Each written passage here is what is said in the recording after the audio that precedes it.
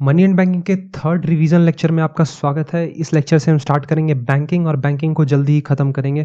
हो सकता है कोशिश करूंगा इसी में निपटा लेने का, अगर नहीं हो पाए तो एक और लेक्चर दे दूंगा।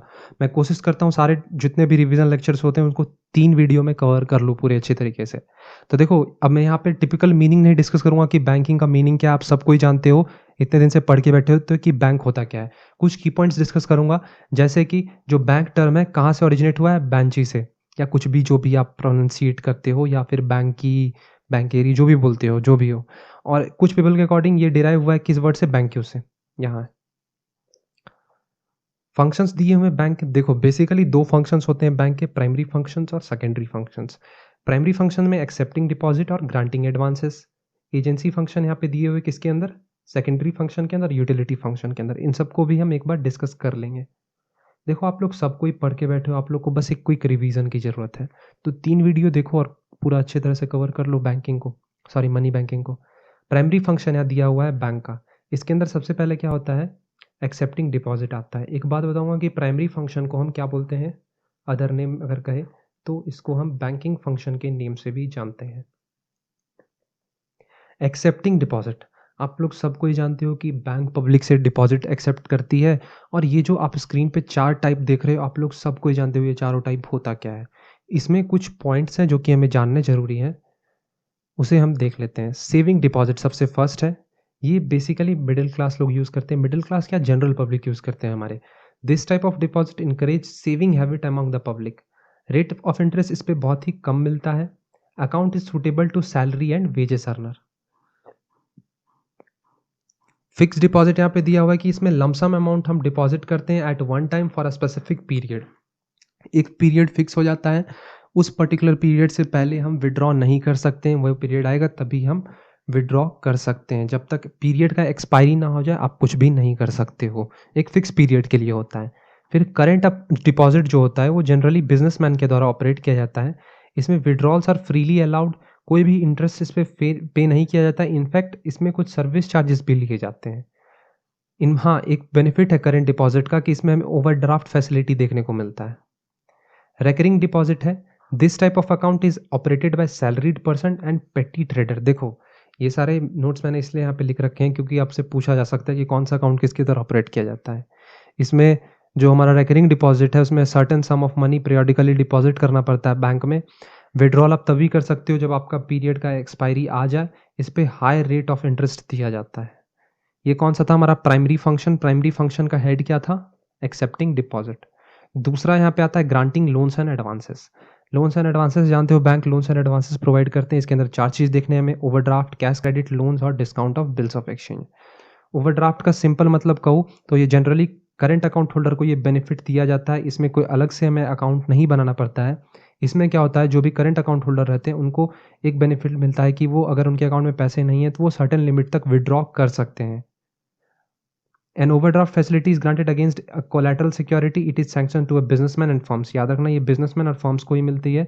Certain amount it sanctions as a overdraft which can be withdrawn with a certain period of time, say 3 month or so on. कि मतलब आप 3 महीने के लिए अगर कुछ आपके अकाउंट में नहीं पैसे, शायद 20,000 18,000 कुछ ऐसा ही लिमिट रहता है, मुझे नहीं ध्यान में है उतना, आप चेक कर लेना चाहो तो इसमें हम विड्रॉ कर सकते हैं। कैश क्रेडिट यहाँ पे बताया गया, देख लेना एक बार। फिर लोन्स है और डिस्काउंट, हम बिल्स ऑफ एक्सचेंज के डिस्काउंटिंग करवा सकते हैं। सेकेंडरी फंक्शन है एजेंसी फंक्शन जिसे हम बोलते हैं। Agency function, the bank act as an agent of its customer. The bank performs a number of agency functions. अब देखो, कोई भी बैंक किसी भी कस्टमर के लिए एज अ एजेंट काम करती है। अगर आप उसे बोलोगे कि ट्रांसफ़र ऑफ फंड्स कर दो, मतलब फंड्स का ट्रांसफ़र कर दो, मेरे बदले जाके मेरे कस्टमर से चेक कलेक्ट कर लो, वो भी कर लेंगे। कह दोगे बैंक को, बता दो कि इस मंथ को पीरियोडिक पेमेंट करना है, मतलब 1 महीने बाद पेमेंट करना है, 2 महीने बाद किसी को पेमेंट करना है, तो वो भी बैंक आपके बदले करेगी। तो ये सब कुछ किसके अंदर आते हैं, एजेंसी फंक्शन। इसके बदले बैंक्स कुछ चार्जेस भी लेती है, बिना चार्जेस के कुछ भी नहीं होता है अभी के टाइम पे। आता है फिर जनरल यूटिलिटी फंक्शन। इसके अंदर जनरल यूटिलिटी फंक्शंस के अंदर क्या है, issue of drafts, letter of credit, locker facility, underwriting of share. क्या है इनसे मतलब हमें नहीं होना चाहिए, बस हमें याद रखना क्या क्या इसके अंदर आते हैं। अब आता है types of commercial bank. Commercial bank के कुछ टाइप्स दिए हैं। कमर्शियल बैंक है क्या, कमर्शियल बैंक एक फाइनेंशियल इंस्टीट्यूशन है which performs the function of accepting deposit from the general public and giving loans for investment with the aim of earning profit. Commercial bank का main मकसद होता है profit कमाना। वो क्या करती है, जनरल पब्लिक से डिपॉजिट एक्सेप्ट करती है और टाइम आने पे या जब उन्हें पैसे की ज़रूरत हो तो उन्हें लोन्स भी प्रोवाइड करती है। The two most distinctive feature of commercial bank are borrowing and lending, ये इसके बहुत ही बेसिक फीचर है। In short, bank borrow to lend, bank जो भी पैसे लेती है वो देने के लिए ही लेती है, आप जानते हो। Rate of interest offered by the banks to depositor is called the borrowing rate, while the rate at which bank lend out is called lending rate। यहाँ पे इंपॉर्टेंट है, मैं इरेज करता हूँ, आप एक बार नोट कर लेना यहाँ पे। Rate of interest is offered by the bank to depositor is called borrowing rate, while the rate at which bank lend out is called lending rate. ये इंपॉर्टेंट है। एक और है यहाँ पे, the difference between rates is called spread, rates के बीच में जितने भी डिफरेंस होते हैं उसको हम स्प्रेड बोलते हैं, ठीक है, याद रखना। अब देखो यहाँ फंक्शंस दिए हुए जो मैंने ऊपर डिस्कस किए सारे वही हैं, देख लेना इस चार्ट को, चार्ट याद रखना, बहुत ही इंपॉर्टेंट है ये चार्ट। अब आ जाता है हमारा कमर्शियल बैंक। कमर्शियल बैंक का यहाँ पे क्लासिफिकेशन दिया हुआ है, हमने कमर्शियल बैंक आपके साथ डिस्कस कर लिया। शेड्यूल्ड बैंक्स क्या होते हैं वो भी देख लो, कुछ कुछ बेसिक पॉइंट्स हैं। शेड्यूल्ड बैंक्स वैसे बैंक्स होते हैं जो कि सेकेंड शेड्यूल आरबीआई के अंदर इंक्लूडेड है। इनका जो यहाँ पे पेड अप कैपिटल है और रिजर्व है एटलीस्ट 5 लाख का होना चाहिए। RBI provide special facility including credit to schedule bank. Some important schedule bank कौन कौन से हैं? State Bank of India and its subsidiary. Public sector bank are a major bank in India where majority of stake more than 50% किसके हाथ में होता है? Government के हाथ में होता है। प्राइवेट सेक्टर जानते ही हो आप क्या होता है। 1969 में all major banks were nationalised by Bharat सरकार। याद है ना, 14 बैंक्स नेशनलाइज किए थे और फर्स्ट फेज में शायद 7 या 6 बैंक्स थे, सॉरी 7 बैंक्स थे। कमेंट सेक्शन में बताओ 14 बैंक को कब नेशनलाइज किया गया था, और ये जो भी 6 थे या 7 थे उनकी भी डेट को बताओ कमेंट में, अभी जल्दी मैं वेट करता हूँ। अब आ जाता है हमारा non schedule bank. Non schedule bank जो वैसे बैंक्स हैं जो कि आरबीआई के सेकंड शेड्यूल में इंक्लूडेड नहीं है और इनका पेड अप कैपिटल जो है वो 5 लाख से कम हो, कुछ डिस्कस करने जैसा नहीं है। एक्सचेंज बैंक जो होता है वो भी देख लो क्या है, वो जो कि फॉरेन एक्सचेंज पे डील करता हो, specially in financing foreign trade, इसको हम फॉरेन एक्सचेंज बैंक्स भी बोलते हैं। आता है industrial bank. Industrial bank are those bank which provide medium term and long term finance to the industry to purchase of a land, machineries, etc. Industrial bank basically industries को funds provide करती हैं कि वो lands purchase कर सकते हैं और various machines purchase कर सकते हैं। इसे हम डेवलपमेंट बैंक के नाम से भी जानते हैं, ये याद रखना इंडस्ट्रियल बैंक को। सबसे फर्स्ट है इसमें हमारा सिडबी। सिडबी का फुल फॉर्म याद रखना, Small Industrial Development Bank of India. Date देख लो कब है, 2 अप्रैल 1990। हेडक्वार्टर है लखनऊ, उत्तर प्रदेश। एजेंसी कौन है, मतलब मैनेजिंग डायरेक्टर कौन है? मुस्तफ़ा जी। यहाँ पे कुछ इसके बारे में बताया गया है, सॉरी सिडबी के बारे में आप एक बार देख लेना क्योंकि ये सब मैं डिस्कस नहीं करूँगा। अब आ जाता है हमारा आईएफसीआई। आईएफसीआई को स्टैब्लिश किया गया था 1 जुलाई 1948 को। इसका एक्ट है IFSC act 1948 under the company act 1956। Headquarter Delhi में है। चेयरमैन है इमांडी शंकर राव। ऑथराइज कैपिटल याद रखना 250 करोड़ का है।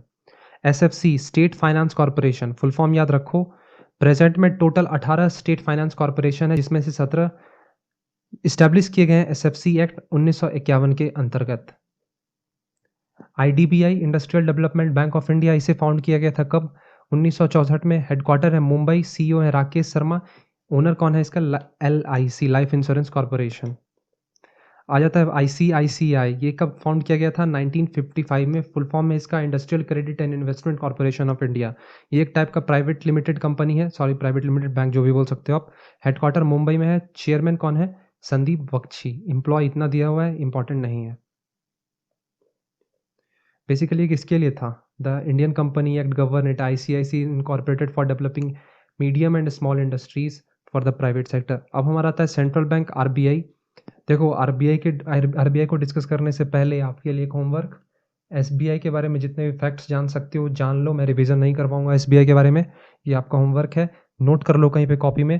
एसबीआई का पूरा हिस्ट्री आपको जानकर रखना है, कौन चेयरमैन है, क्या कैसे था, कैलकाटा बैंक, ये सब कुछ भी जो भी होता है याद रख लेना। एग्जाम में आएगा फिर मत बोलना सर आपने रिवाइज नहीं करवाया था, मैं होमवर्क दे रहा हूँ आपको। ये फाउंडेड 1 अप्रैल 1935। हेडक्वार्टर है इसका मुंबई। गवर्नर कौन है? Shaktikanta Das. Central bank India, central bank Bharat का है। करेंसी है इंडियन रुपी। नेशनलाइज कब किया गया था? 1 जनवरी 1949 को। ये इसका वेबसाइट है। एक्ट है इसका आरबीआई एक्ट 1934। ये मैंने आपके लिए की पॉइंट्स बना के रखे हैं और आपको अगर याद हो तो मैंने आपको एक पीडीएफ प्रोवाइड किया था जिसमें सारे फाइनेंशियल इंस्टीट्यूशंस के अप्रॉक्स 25 फाइनेंशियल इंस्टीट्यूशंस के date, establishment date, act, full form, chairman, ये सारे मैंने दे रखे थे। तो उसका भी एक होमवर्क है आपके लिए, सारे बैंक्स के हेडक्वार्टर आपको एक पेज में नोट करने हैं। अब देखो आरबीआई का यहाँ पे सारा इंट्रोडक्शन दिया हुआ, मैं सारे डिस्कस करने के लिए नहीं बैठूंगा, कुछ पॉइंट्स हैं इसके अंदर वो मैं देख लेता हूँ आपके साथ। देखो ये ऑर्गेनाइजेशन स्ट्रक्चर दिया हुआ है आरबीआई का।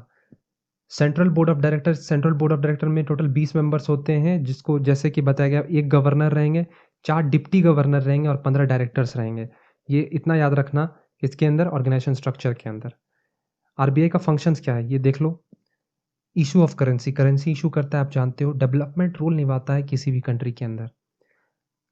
बैंकर है गवर्नमेंट के लिए, अगर गवर्नमेंट के जितने भी काम्स होते हैं हैंडल कौन करता है? आरबीआई।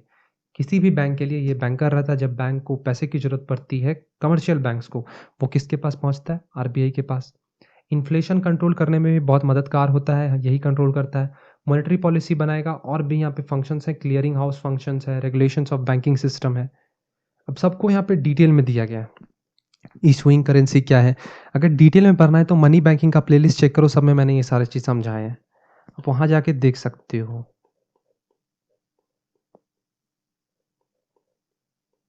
रोल दिया हुआ है इन्फ्लेशन कंट्रोल में, कैसे रोल होता है। सबसे पहले यहाँ पे देखो, ये इंपॉर्टेंट है, क्वांटिटेटिव मेजर। क्वांटिटेटिव मेजर का मतलब है बैंक रेट, जिसे हम डिस्काउंट रेट भी बोलते हैं, साथ साथ रेपो रेट भी बोलते हैं। ओपन मार्केट ऑपरेशन मींस क्या है? Buying and selling of government securities. जब गवर्नमेंट सिक्योरिटीज की खरीद और बेच हम करते हैं उसे हम ओपन मार्केट ऑपरेशन बोलते हैं। वेरिएबल रिजर्व रेशियो में क्या क्या आएगा? कैश रिजर्व रेशियो और statutory liquidity ratio. Qualitative measures के अंदर 4 चीज़ हमें देख कर चलने हैं: direct action, moral persuasion, legislation और पब्लिसिटी। ये 4 चीज़ याद रखना। बैंक रेट यहाँ पे दिया गया है, आपको एक इसके लिए काम है, आपका क्या करना है, प्रेजेंट बैंक रेट क्या है वो चेक कर लेना। ये डेटा पहले का है तो मैं इससे हाइड कर दे रहा हूँ। अब बैंक रेट क्या है वो चेक कर लेना। देखो कैसा लाइन हो गया है यहाँ पे, अच्छा चलो रहने दो। देखो क्या है बैंक रेट?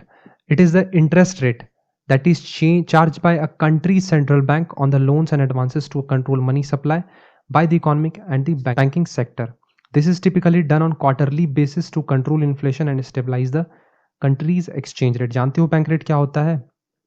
जानते ही होगे मुझे जहां तक लगता है। Repo rate, when the banks have any shortage of funds they can borrow it from the central bank. जब बैंक्स के पास, कमर्शियल बैंक्स के पास फंड्स की शॉर्टेज होती है, वो तो आरबीआई से डिमांड करते हैं। जिस रेट पे आरबीआई फंड्स प्रोवाइड करती है, सेंट्रल बैंक फंड्स प्रोवाइड करती हैं, उसे हम क्या बोलते हैं? रेपो रेट बोलते हैं। When the repo rate increases borrowing from central bank becomes more expensive.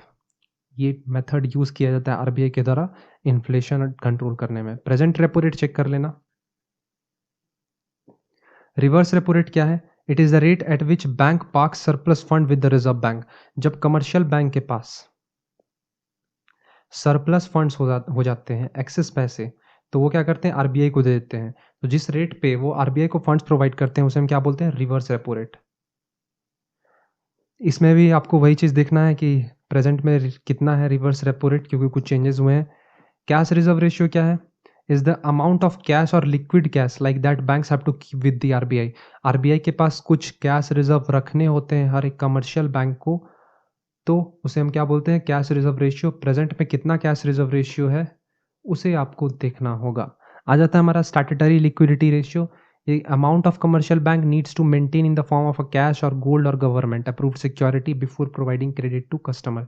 देखो कस्टमर को क्रेडिट प्रोवाइड करने से पहले हर कमर्शियल बैंक को कुछ पोर्शन कैश के फॉर्म में, गोल्ड के फॉर्म में, साथ ही साथ गवर्नमेंट सिक्योरिटीज के फॉर्म में रखने पड़ते हैं। उसको हम क्या बोलते हैं? Statutory liquidity ratio. प्रेजेंट में इसका क्या रेट है देख लेना एक बार, ये पहले का डेटा है, मैं बार बार बोल रहा हूं। अब आ जाता है क्वालिटेटिव मेजर, इसमें डायरेक्ट एक्शन है। देखो डायरेक्ट एक्शन में क्या होता है? सेंट्रल बैंक किसी भी कमर्शियल बैंक के अगेंस्ट डायरेक्ट एक्शन ले सकती है अगर कोई कमर्शियल बैंक रूल्स, ऑर्डर और एडवाइस सेंट्रल बैंक का नहीं माने तब। मॉरल परसुएशन एक जनरली सजेशन होता है आरबीआई का, जो कि कमर्शियल बैंक को दिया जाता है। मॉरल प्रेशर बनाया जाता है कमर्शियल बैंक के ऊपर। लेजिस्लेशन यहाँ बताया है कि जो सेंट्रल बैंक है also adopt necessary legislation for expanding और contracting credit money in the market. Publicity भी कुछ भी नहीं है, एक बार देख लेना। तो ये थे हमारे कुछ बेसिक पॉइंट्स। अब हम देख लेते हैं नाबार्ड के बारे में। नाबार्ड को पहले हम किस नेम से जानते थे? Agricultural refinance and development corporation, ARDC, याद रखना। फॉर्म कब किया गया था? जुलाई 12, 1982। ये एक टाइप का development financial institution, legal status इसको भारत सरकार के द्वारा मिला है। हेडक्वार्टर मुंबई में है। चेयरमैन कौन है? गोविंदा राजुलू। नाबार्ड के बारे में कुछ दिया गया है यहाँ पे, जैसे कि देखो एक पॉइंट मैं बताना भूल गया आप सबको कि मैंने अभी तक जितने भी बैंक्स आपके साथ डिस्कस किए उसके रिकमेंडेशंस आप देख लेना, इंपॉर्टेंट है, क्वेश्चन पूछे जा सकते हैं। शिवारमन कमेटी के द्वारा नाबार्ड रिकमेंड किया गया था। आता है अब regional rural bank. Regional rural bank एक टाइप का क्या है? Public industry banking financial service है, जिसको स्टैब्लिश किया गया था 2 अक्टूबर 1975 में, गांधी जयंती के दिन। याद रखना, याद रहेगा वो आपको, गांधी जयंती के दिन स्टैब्लिश किया गया था। हेडक्वार्टर कहाँ है? भारत ही होगा। ओनर देखो कौन कैसे कैसे इसके ओनर है। 50% भारत सरकार, स्पॉन्सर बैंक 35% और स्टेट गवर्नमेंट के पास 15% का स्टेक रहता है RRB का। यहाँ पे कुछ हिस्ट्री दिया हुआ है, चाहो तो एक बार चेक कर सकते हो। एग्जिम बैंक जानते हो क्या है? Export import bank. ये एक टाइप का public industry export credit agency है। फाउंड किया गया था कब? 1 जनवरी ऑफ 1982। हेडक्वार्टर मुंबई है। की पीपल मतलब मैनेजिंग डायरेक्टर डेविड रेस्क्यूना है। एक्सपोर्ट इंपोर्ट का एक्ट क्या है? 1981, याद रखना। फंक्शंस भी बता ही देता हूँ कि जितने भी गुड्स एंड सर्विसेज होते हैं उनको फाइनेंस करना फॉरेन कंट्रीज में भी। साथ साथ LIC क्या है? LIC कब स्टैब्लिश किया गया था? Life insurance corporation of India, 1 September 1956। Industry कैसा है ये? फाइनेंशियल सर्विस एंड इन्वेस्टमेंट का। हेडक्वार्टर मुंबई है, चेयरमैन मिस्टर कुमार है। LIC का वेबसाइट यहाँ पे दिया हुआ है। मेन फंक्शन LIC का क्या होता है? To collect the saving of people through our life insurance policy and invest the money in various financial market. General public से, जनता से पैसे इकट्ठा करना और उसको वेरियस फाइनेंशियल मार्केट में इन्वेस्ट करना। अब आ जाता है यूनिट ट्रस्ट ऑफ इंडिया। कब फाउंड किया गया था? 1 फरवरी 1964। एक टाइप का पब्लिक कंपनी है, इंडस्ट्री है, म्यूचुअल फंड। म्यूचुअल फंड्स के बारे में जितना भी डिटेल निकाल सकते हो निकालो, एक कॉपी में नोट डाउन कर लो। हेडक्वार्टर कहाँ है? मुंबई, और इसका एक्ट है 1963। चेयरमैन मिस्टर रहमान जी हैं। UTI का इंट्रोडक्शन देख लो कि इसको स्टैब्लिश किया गया था to promote the tendency of saving and investment among the people having small and medium income group to promote saving unit trust. वैसे लोग जिनका इनकम थोड़ा मतलब मीडियम कह सकते हैं और कम हो, उनके बीच कैसे सेविंग की भावनाएं लाए जाए, यही था। अब देखो कुछ भी नहीं है यहाँ पे, सारे खत्म हो गए। कुछ चीज़ हैं जैसे कि जिसे मैंने स्किप किए हैं। इंटरनेशनल इंस्टीट्यूशन, कल या परसों मैंने आपको बिजनेस एनवायरनमेंट के अंदर सारे इंटरनेशनल इंस्टीट्यूशन बताए थे, तो मैं दोबारा उस चीज़ को रिवाइज नहीं करवाऊंगा। कौन कौन सी चीज़, जैसे मैंने आपको बताया WTO, GATT। No fear, I'm standing right here, eyes peer with my mind clear, never look rear, only up, never down, I'll be around till I'm found, hear the sound, listen